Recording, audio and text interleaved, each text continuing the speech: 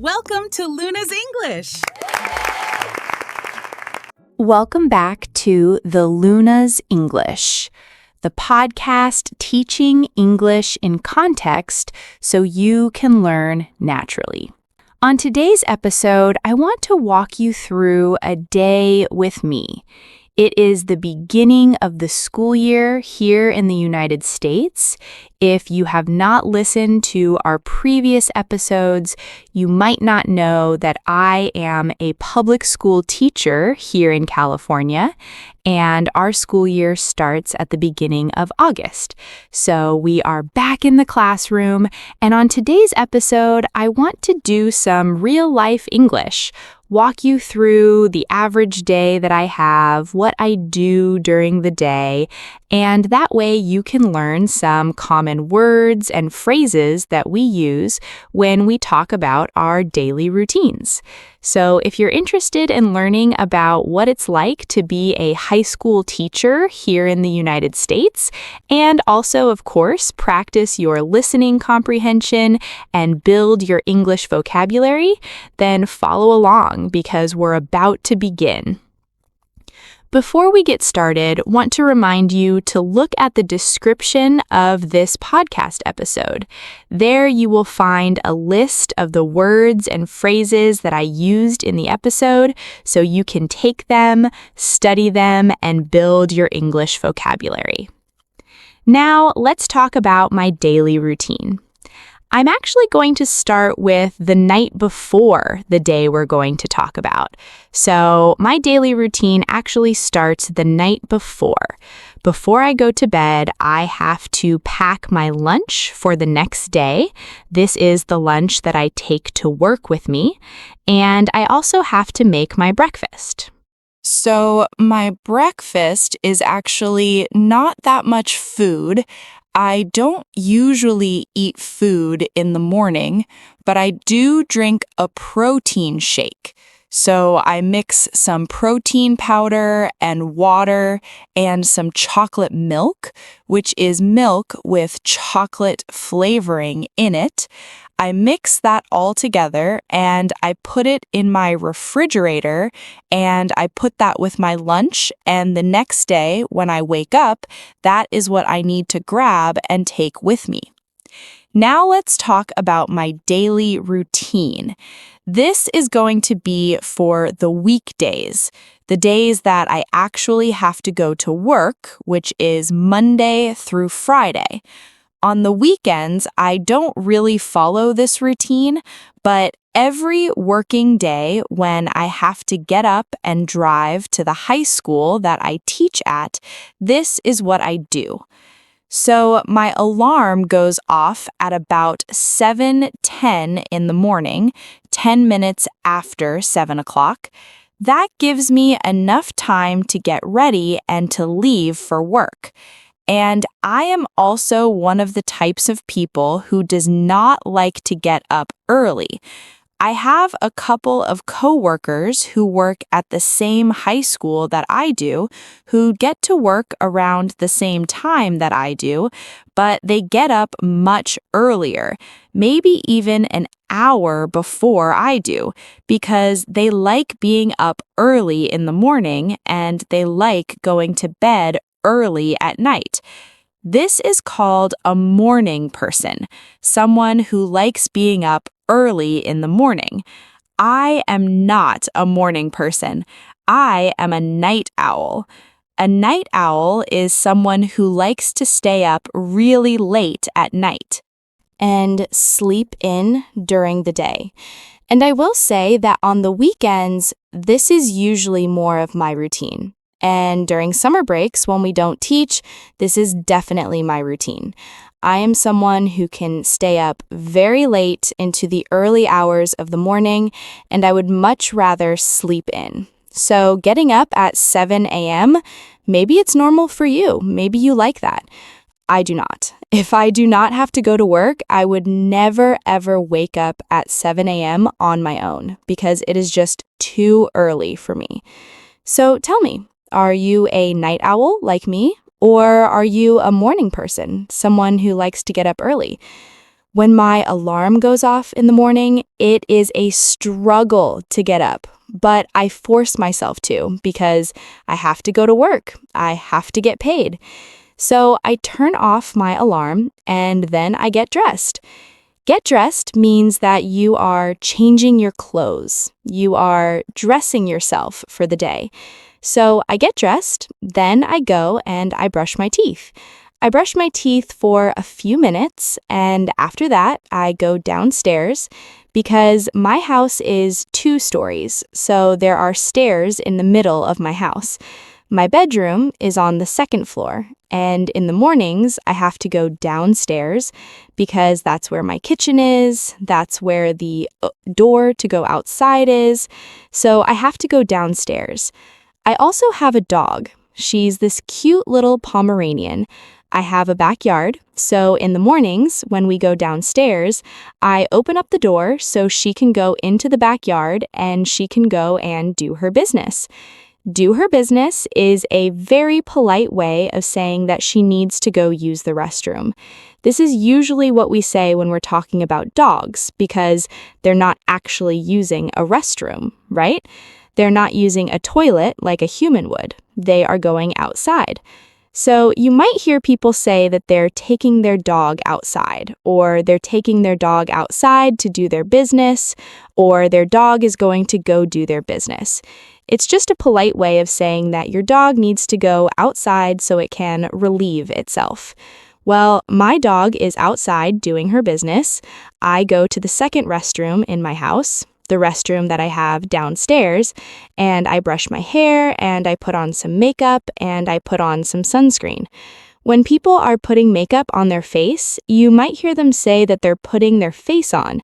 So I can say I go to my restroom downstairs and I put my face on. That just means that I'm putting some makeup on. It does not mean that I am taking someone's face. Every time I hear that, I always think of that episode of The Office where Dwight, if you've seen the show, Dwight cuts the face off of a dummy and puts it on his face. That's not what we're talking about here. We're talking about putting on some makeup. So I put some makeup on very quickly. I put some sunscreen on to protect my skin from the sun because I live in Southern California and almost every single day is sunny here. So I put some sunscreen on, and that process usually takes me about 5 minutes. Brushing my hair, putting my face on, putting some sunscreen on. It takes about 5 minutes. When I walk out of the restroom, I have my cats sitting and waiting for me. I have 2 cats, and they are siblings. They are litter mates. When an animal like a cat or a dog gives birth to kittens or puppies, that is called a litter. So my pets are litter mates because they were from the same litter. They are brother and sister. I have both of them. I've had them since they were babies. Literally, they were a day old. I had to feed them with bottles, and they were very, very, very tiny when I first got them. So I've had them for over 10 years now, and every morning when I come out of the restroom after I get done getting ready, they are sitting waiting for me because they are waiting for their breakfast.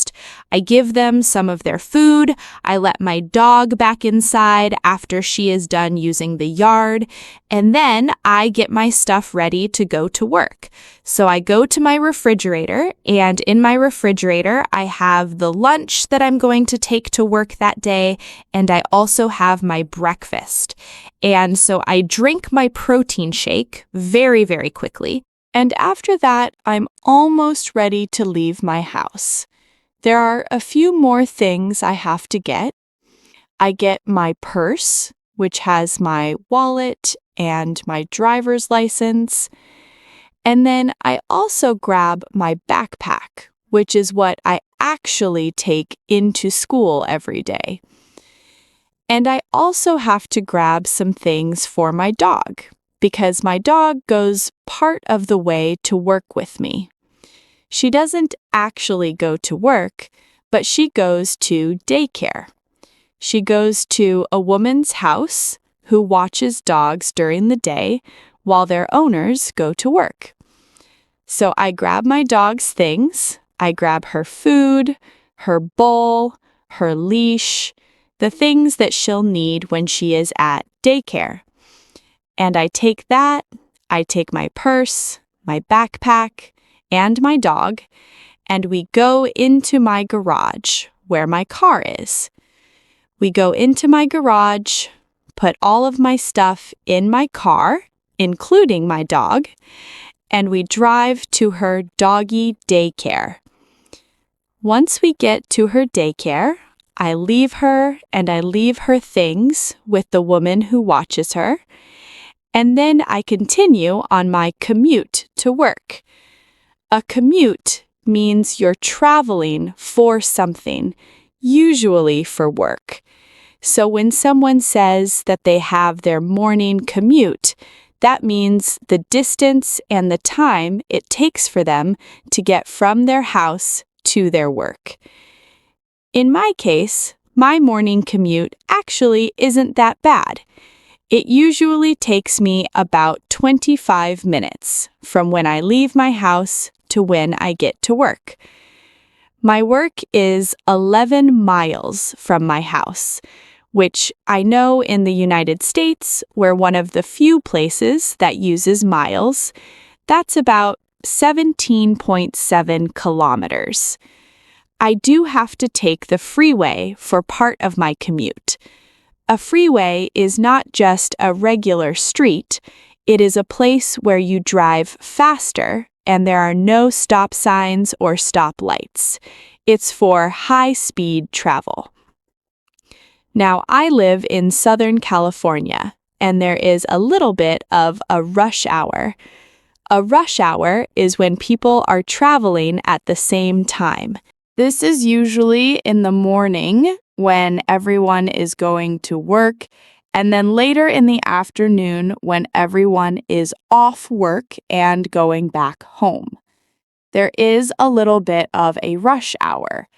I don't live in a major city, so it's usually not that bad, but there usually is some traffic on the freeway.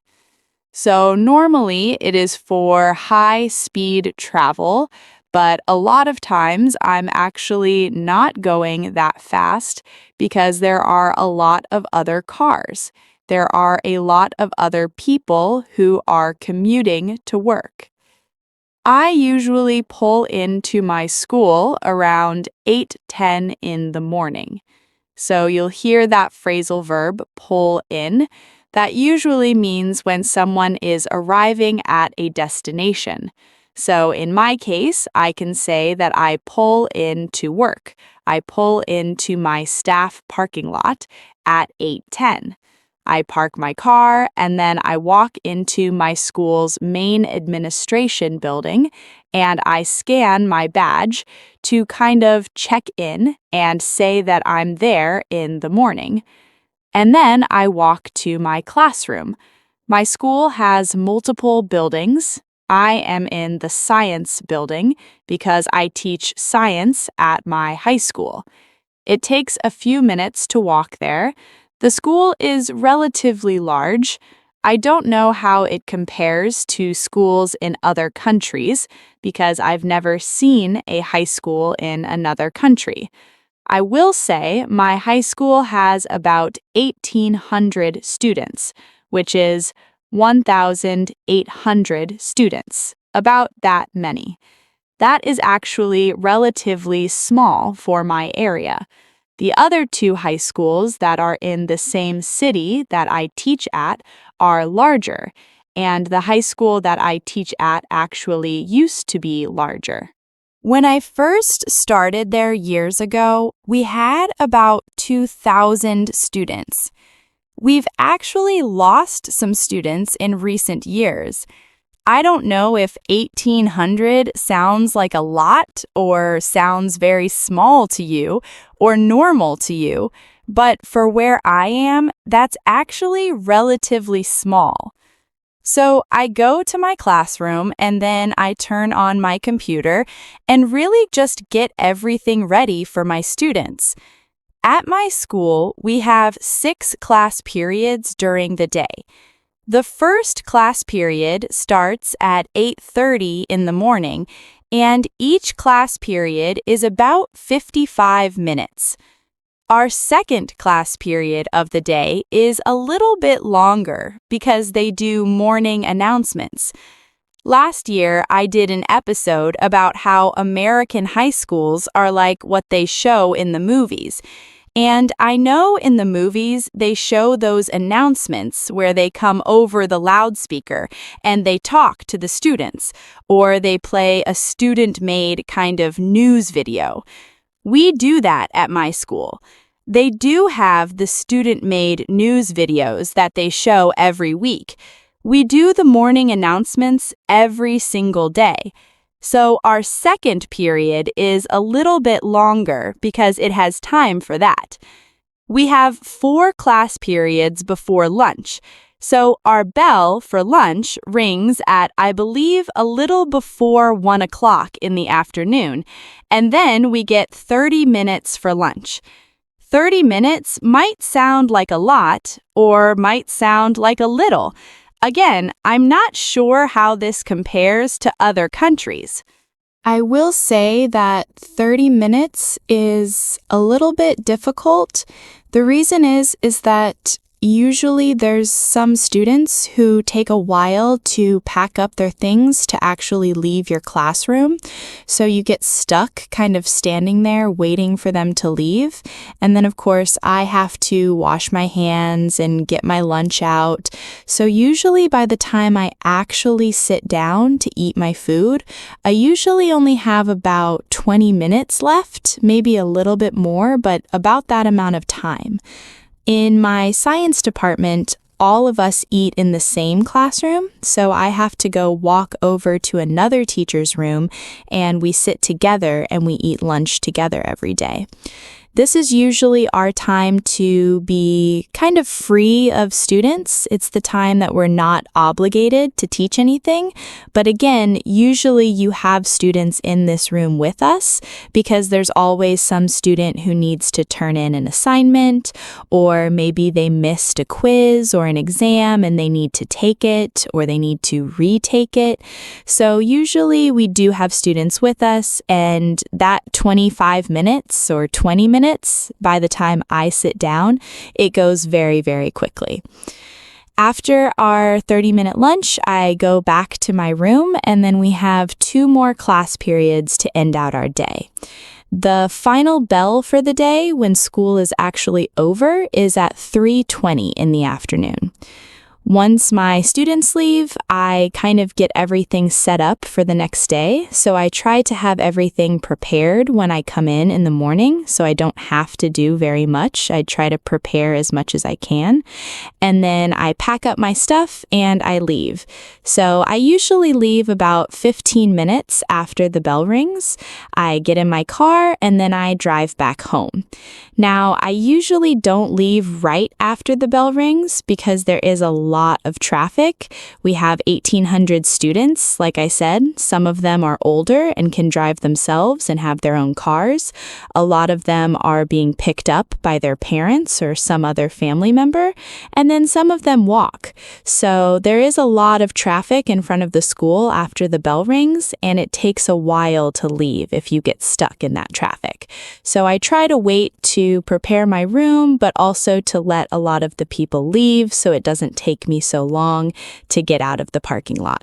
Once I leave school, I just do my commute, but in reverse. I drive to my dog's daycare, I pick her up, and then I drive home. I usually get home a little bit after 4 o'clock. Because in the afternoon, the traffic is usually a little bit more than it is in the mornings. Usually it takes me about a half hour, maybe a little bit longer to get home. So I get home usually around 4 o'clock, and by then I'm usually a little bit tired and a little bit hungry. I might have another protein shake or some type of light snack, something to eat. and then I work out. So I've talked about this before on some previous podcast episodes. Last year, I was working out and I actually injured my back. There were a lot of things that went into that injury, but working out definitely made it worse. Prior to that injury, I was working out, exercising, lifting weights about 5 days a week, 5 to 6 days a week. But I also have a stationary bike. A stationary bike is a bike that is stationary, which means it doesn't move. You usually see these in gyms. I have one, I own one in my house. It's a good way for me to exercise to make sure that I don't injure my back or re-injure my back. Usually after this, I also walk my dog. Like I said, my dog is really little, she's really cute, but because she's very little, she doesn't like to walk very far. If you've ever had a Pomeranian, you know they have a very unique personality.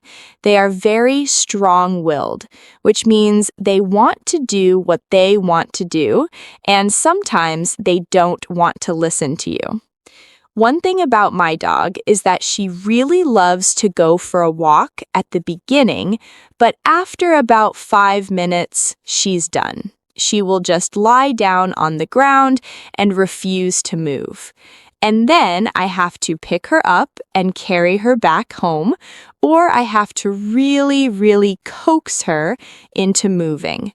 Coax means trying to convince, maybe trying to beg a little bit. So I coax her and ask her and tell her to get up and walk back home with me. So she is a little bit stubborn with that. She doesn't like to walk very far. Usually we only go about a block, about 5 minutes, maybe 10 minutes, and then she's done. So I do walk my dog, but they're very quick walks because she really does not like to walk very much. I don't blame her though. She also had surgery. She had surgery on both of her back legs. And since the surgery, she really has not liked to walk. She used to walk more before, but after her surgery, she doesn't really like to. So I understand. I don't force her to walk more than she really wants to. And I stay very close to my house. So when she is done, we can just quickly go back home. After I get home, I shower because I have worked out. I have walked my dog. I need to shower. So I shower and then I make dinner.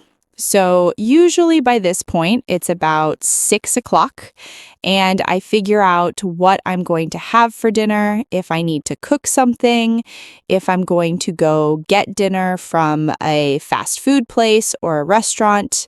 And usually by 7 or 8, I have eaten dinner and then it's my free time to relax. By about 10 o'clock, I start getting ready for the next day. So about 10 o'clock at night, I start packing my lunch for the next day. I make my protein shake for the next morning and put that in the refrigerator. I pack my dog's food for her trip to daycare. I feed my cats their dinner. I make sure my dog goes outside one last time. And then by about 11 o'clock, I go upstairs, I brush my teeth, I change my clothes, and I go to bed. That is my daily routine, Monday through Friday, 184 days of the year, because that is how many school days we have here, at least in Southern California.